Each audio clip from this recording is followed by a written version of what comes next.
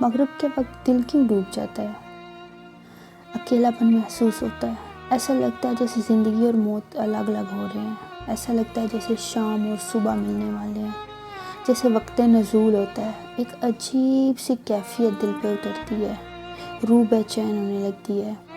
یہ سارے سوال زارا اپنے آپ سے اس وقت پوچھتی تھی جب وہ مغرب کے وقت اپنے چائے کے کپ کے ساتھ چھت پر بیٹھی سورج کے غروب ہونے کا انتظار کر رہی ہوتی تھی۔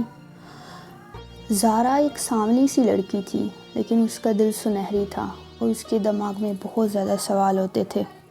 وہ اکثر سوچتی تھی کہ محبت کیا ہے؟ کسی کو یاد کر لینا، کسی کے لیے دن اور رات برباد کر دینا، کیا یہ محبت ہے؟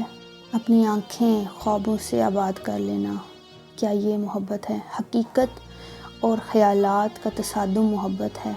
یہ سارے سوالات اس کے